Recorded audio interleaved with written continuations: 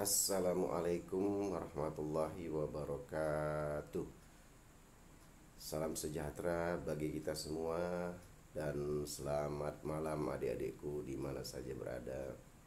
Ya, adik-adik mahasiswa. Ini permintaan teman-teman adik-adik juga nih. Mana Pak kalau kita membahas masalah penafsiran analogi dan a contrario. Oke lah, malam ini kita akan mencoba membahas masalah penafsiran analogi dan penafsiran a contrario itu secara gampang gitu ya. Adik-adik ya. Tapi sebelumnya saya tidak bosan-bosan mengingatkan kita semua, bukan hanya adik-adik ya, saya juga nih gitu ya, adik-adik ya, saya juga untuk tidak lupa tetap taat pada protokol kesehatan ya yang dianjurkan pemerintah, memakai masker, jaga jarak, dan selalu cuci tangan ya. Artinya kita harus bersih-bersih lah, beda dengan kondisi normal dulu gitu ya.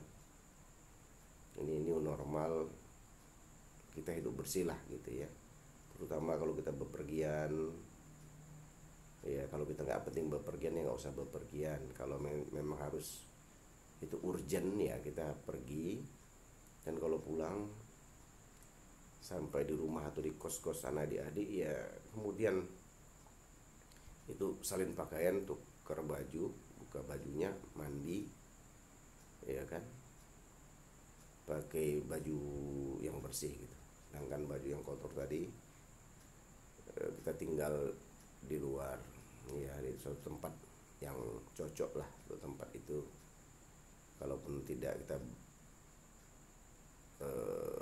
bersihkan atau cuci pada hari itu ya besok gitu ya, tapi dia di tempat, pada suatu tempat itu ada tempatnya ditutup gitu ya, sehingga jadikan area rumah Anda atau kos-kosan Anda menjadi area steril. Ini yang penting sekali saya kira adik-adik ya.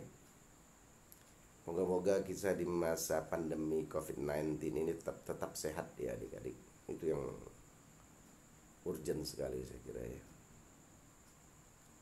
Kesehatan itu kan yang paling penting lah dalam hidup gitu ya. Baru materi gitu ya. Kebahagiaan itu di situ saya kira gitu. Kesehatan dulu, kita tata kesehatan kita. Kalau kita nggak ada masih bisa cari uang nih gitu ya. Kalau kita udah sakit, wah ini kan jadi trouble ya, masalah bagi diri kita. Oke. Oke lah adik-adik ya, kita lanjut ke poin yang diminta adik-adik, teman-teman adik-adik ya, masalah penafsiran analogi dan penafsiran a contrario. Apa sih itu Pak? Oke, sebelumnya kita cerita kenapa itu terjadi kan gitu. Ini biasanya ya selalu seperti itu ya, biasanya itu ya gitu ya. Penafsiran analogi atau penafsiran a contrario itu dipakai oleh hakim gitu ya. Ini dalam konteks keputusan biasanya gitu. Karena tataran hukumnya atau pasal yang mengaturnya gitu lebih jelas ya, tidak jelas atau tidak ditemukan atau juga samar-samar. Jadi ada beberapa kriteria ya, tidak ditemukan misalnya, itu tidak ada pasal yang mengaturnya gitu secara tegas, atau samar-samar pasalnya gitu ya, gitu ya, kira-kira begitu. Jadi hakim ingin menemukan hukum gitu, rechtvindig bahasa Belandanya, ingin menemukan hukum yang baru ini, karena pasal yang lama itu tidak bisa menjangkau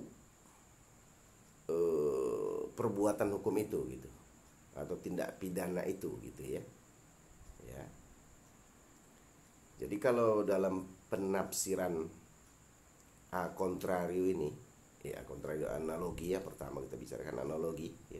Itu penafsiran undang-undang itu diperluas gitu ya adik-adik, diperluas penafsirannya gitu ya. Sedangkan di dalam penafsiran a contrario ini, lawannya lah gitu kita katakan, penafsirannya dipersempit gitu ya adik-adik. Sebagai contoh misalnya dalam penafsiran analogi itu gitu ya. Ya adik mungkin perlu contoh nih ya. Nggak usah tegang di sana itu. Serius, gak usah, nih kita santai aja gitu ya ya. Santai aja, belajar hukum itu nggak usah apa ya, terlalu tegang gitu ya. Serius sih boleh, serius tapi santai, sersan serius tapi santai gitu ya. Ya dia penafsiran analogi itu ya adik-adik. Kita kembali ke topik tadi. Penafsiran undang-undang diberikan secara luas oleh hakim untuk menemukan hukum baru gitu, refinding ya. Gitu. Hakim kan bisa untuk itu gitu. Itulah salah satu tugas hakim, sehingga ada kepastian hukum kan di sini dia adik-adik. Kalau misalnya hukumnya nggak ditemukan, masa hakim terus menolak? Kan nggak boleh hakim menolak suatu perkara yang tidak ada hukumnya gitu. Nggak boleh, dia harus menemukan hukum di situ. Nah ini dia fungsinya tadi, penafsiran itu ya, untuk menemukan hukum yang baru, penemuan hukum namanya refinding itu gitu. Jadi itulah kegunaannya. Nggak boleh hakim menolak, belum ada hukumnya nih, nggak bisa gitu. Dia harus menemukan hukum gitu dengan penafsiran tadi, apakah secara analogi atau secara a contrario gitu ya. Kalau secara analogi penafsirannya itu diperluas gitu, misalnya di kitab undang-undang hukum pidana lah, pasal 362 kitab undang-undang hukum pidana, di situ kan disebutkan misalnya barang siapa mengambil barang milik orang lain, ini kan bla bla bla akan dipidana 5 maksimum ya, paling banyak itu masuk undang-undang 5 tahun penjara atau denda gitu ya, bla bla gitu ya, gitu ya. Jadi barang siapa kan orangnya tadi itu kan, barang siapa mengambil milik barang orang lain gitu ya.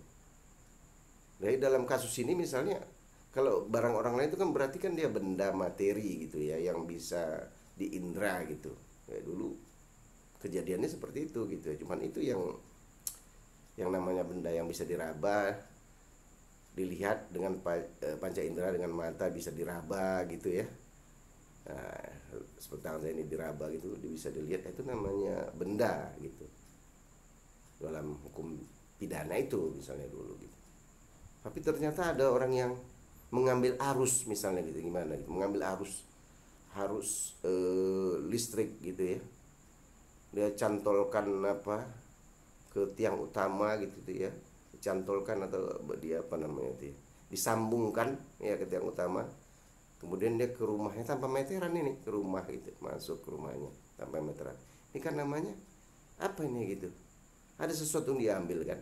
Kalau bendanya nggak ada tapi kenikmatannya ada kan, dia bisa menikmati cahaya lampunya gitu melalui bola yang dipasang di rumah itu ya kan, ada.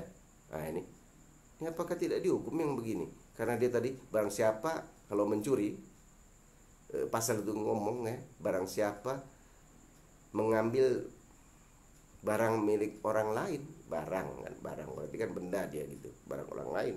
Ini barangnya mana kan nggak ada, ya kan, mana? Cuman cahayanya doang. Nah, ini kan perlu ditafsirkan gitu. Yang penting dia kan bisa menikmati itu, dan ada yang rugi, PLN perusahaan listrik negara rugi gitu ya, karena dia mencantol itu.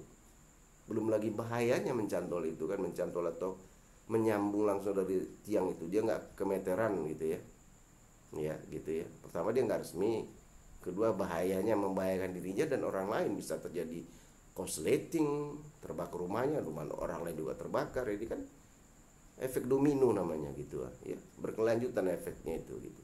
Terbakar rumahnya karena penyambungannya itu tanpa apa namanya, ada stutnya atau meteran itu kan yang untuk mengontrol itu gitu. Saya pun kurang paham itu bahasanya itu ya. Ya gitu, ada stut atau meteran yang mengontrol ya, sehingga harus itu terbatas. Kalau misalnya rumah kita kan ada yang 450, 900, 1200 kan gitu. Itu kan harus yang masuk itu ada stutnya namanya itu. Ada ampernya gitu. Berapa ampere, 2 ampere, 4 ampere, 6 ampere gitu. Nah, itu kan ada tahanannya itu gitu. Dia nggak pakai itu kan gitu. Atau yang pakai itu jadi boleh, tapi dia kan namanya mengambil sesuatu gitu. Walaupun dia bukan benda yang bisa diraba dan dilihat. Nah ini tadi kan. Wah ini kalau tadi ceritanya di barang siapa mengambil barang milik orang lain, barangnya ini gimana pembuktian mengambil barangnya tadi? Dia nggak mengambil lah ini, dia mencantol atau menyambung, kan nggak mengambil. Nah, nggak mengambil barang gitu ya. Dia menyambungkan arus listrik. Nah ini kan menyambungkan arus listrik dari arus tiang itu apa utama ke rumahnya tanpa izin. Ya, nggak ada izinnya, dia apa aja ya, nyantol aja gitu. Nah inilah kan perlu ditafsirkan, apakah ini tidak mencuri gitu ya. Nah jadi hakim berpikir seperti itu. Ini harus ada hukuman bagi orang yang seperti ini. Ada yang dirugikan, PLN, perusahaan listrik negara. Ada kenikmatan yang bisa dinikmati si pengambil, ya kan? Cahaya lampunya, kemudian dia bisa muter TV, nonton TV, bisa menghidupkan kulkas, bisa apa lagi? Bisa menghidupkan blender, banyak lah gitu bisa digunakan. Kan ada manfaatnya. Jadi ini walaupun bukan benda, ini kan penafsiran analogi, diperluas dia, ditafsirkan lah ini oleh hakim sebagai benda. Inilah namanya rechtfinding, penemuan hukumnya gitu. Ini harus dihukum yang tindakan begini ya, ini harus setara dengan pencurian, katakanlah pencurian biasa gitu ya. Kalaupun dia barang yang nggak nampak gitu ya, nah, cuman ada kenikmatannya gitu. Sama dengan angin kan juga itu nggak nampak gitu kan, tapi kan kita merasakan ada kan gitu. Nah penafsiran itu diperluas, itu namanya penafsiran analogi. Undang-undang ditafsirkan lebih luas daripada yang seharusnya gitu ya, untuk menemukan hukum baru atau rechtfinding tadi gitu, agar supaya si apa nih ya namanya, si terdakwa tadi ya, belum terjatuh putusan kan, nah, si terdakwa tadi bisa dihukum secara pidana gitu, iya kan? Nah, jadi hakim boleh gitu. Nah disitulah tujuannya kan supaya ada kepastian hukum kan dan keadilan gitu. Nanti semua orang akan melakukan tindakan yang sama dong gitu ya. Jadi justifikasi kira-kira, tapi ini bukan itu ya maksudnya. Jadi kalau justifikasi kan konotasinya positif adik-adik gitu, maksudnya jadi ikutan gitu, jadi ikutan gitu. Nah ini kan ini sama ini mencuri juga dianggap gitu, menyambungkan arus listrik tadi yang bukan benda, yang bukan barang gitu ya, disamakan dengan barang dia gitu. Nah ini dia ya adik-adik ya. Jadi itulah penafsiran analogi namanya, diperluas penafsirannya sehingga si terdakwa tadi bisa dijatuhi putusan, ada ketok palu, jadi terpidana, bisa inkrah, bisa juga dia banding atau kasasi kan gitu ya. Nah, ya adik-adik. Nah ini jadi penemuan hukum itu esensinya untuk si terdakwa tadi atau udah terpidana tadi, kalau dia tadi udah putusan hakimnya ada, bisa dihukum dan bisa menciptakan ketentraman dan keadilan gitu ya. Nah, itu adik-adik, itu penafsiran analogi.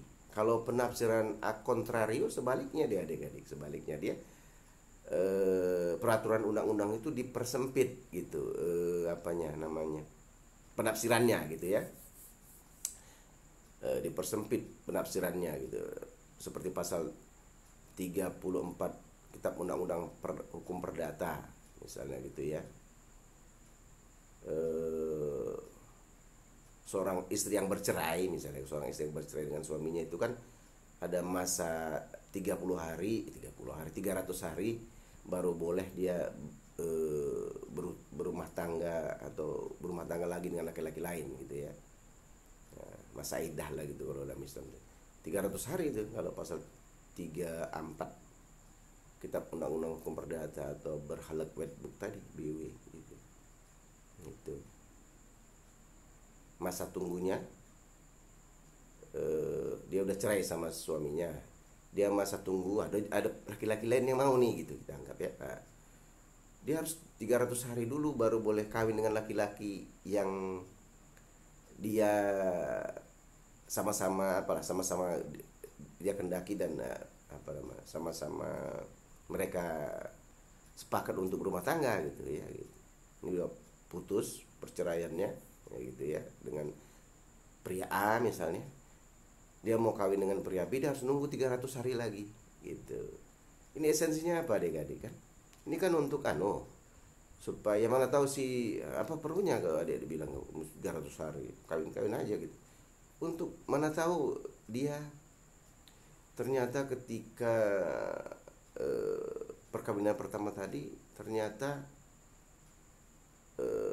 si wanita mengandung misalnya gitu, anak kedua atau anak pertama kan, setelah putusnya perceraian misalnya, ternyata dia mengandung anak si A tadi gitu. Nah ini kan ada implikasi hukumnya, makanya dia harus menunggu gitu, memastikan dia tidak dalam keadaan hamil gitu nantinya. Undang-undang menetapkan itu gitu, untuk berjaga-jaga lah bahasa anunya ya. Jadi kalau dia clean, nggak ada hamil misalnya gitu, ya udah dia setelah 300 hari dia boleh berumah tangga lagi gitu dengan laki-laki lain gitu. Tapi bukan itu yang kita bahas. Ini kan ceritanya wanita gitu yang menunggu 300 hari gitu ya. Ya kan gitu. Tapi kalau a contrary itu, apakah laki-laki juga harus menunggu 300 hari baru dia boleh berumah tangga pula dengan wanita lain misalnya? Si Alan nih tadi kan, si suaminya, mantan suaminya tadi ini, apakah harus menunggu 300 hari sama dengan si wanita? Kalau dari segi azas kesetaraannya sama-sama pendukung hak dan kewajiban ya sama sebagai manusia, ya sama seharusnya kan begitu, iya kan? Tapi kan undang-undang tidak memberlakukan itu karena tengok, dilihat juga gitu, lihat juga urgensinya, kegunaannya gitu. Kan undang-undang tidak pukul rata gitu harus sama gitu. Kegunaannya apa? Si laki-laki menunggu dia salah satunya misalnya dia nggak hamil gitu ya, nggak hamil ya gitu. Walaupun istri nanti mungkin hamil, dia kan nggak hamil gitu. Nah, kan gitu ya. Kalau tadi si wanita kan mungkin karena ingin menetapkan status anaknya ini kan gitu, anaknya apakah nanti kalau dia misalnya hamil kan minta ditanggungan siapa, bagaimana perhitungan hukum warisnya gitu kan. Kalau si laki-laki apakah harus menunggu juga waktu tenggang 300 hari? Kan enggak, itu juga enggak adil gitu, karena esensinya enggak ada gitu, urgensinya enggak ada gitu. Nah inilah undang-undang menafsirkan itu. Jadi itu hanya berlaku bagi wanita gitu. Kontrari itu mempersempit penafsiran itu. Jadi pasal 34 KUH Perdata itu hanya berlaku bagi wanita saja. Bagi laki-laki atau si A tadi tidak berlaku gitu. Itulah penafsiran a contrario, penafsiran undang-undang atau penafsiran terhadap undang-undang dipersempit gitu. Nah, tidak perlu menunggu setelah pada putusan cerai sah, iya kan? Dia boleh berumah tangga kembali dengan mengurus surat pernikahan yang baru kan gitu, dengan wanita lain boleh gitu. Nah ini namanya penafsiran a contrario, penafsiran undang-undang dipersempit gitu. Tujuannya untuk itu kan. Undang-undang sangat detail mengatur yang seperti itu kan, nggak harus disamaratakan posisi pria dan wanita sebenarnya gitu. Ya gitu ya. Memang kenyataannya seperti itu kan. Urgensinya ya hampir dibilang nggak ada kalau dia harus menunggu lagi waktunya, baru setelah perceraian dengan si wanita tadi, si A menunggu 300 hari juga sama, baru dia boleh berumah tangga lagi dengan wanita lain. Nah, ini kan kurang bijak ya gitu. Undang-undang itu kan bahas kan ajas keadilannya juga, ada kebijakannya juga gitu. Bijak itu undang-undang itu, adik-adik ya. Itu ya adik-adik ya. Jadi itulah aja. Kita simpulkan aja adik-adik ya.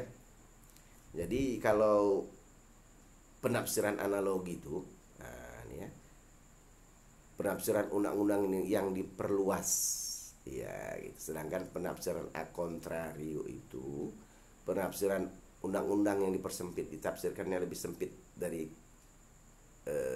undang-undang yang ada gitu ya. Jadi kalau penafsiran analogi, penafsiran undang-undang diperluas, penafsiran a contrario, penafsiran undang-undang dipersempit, esensinya agar ditemukan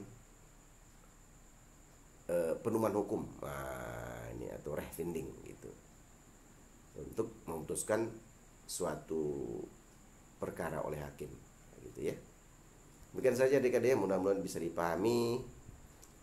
Lebih dan kurang saya mohon maaf. Billahi taufik wal hidayah. Assalamualaikum warahmatullahi wabarakatuh. Salam sejahtera bagi kita semua dan selamat malam.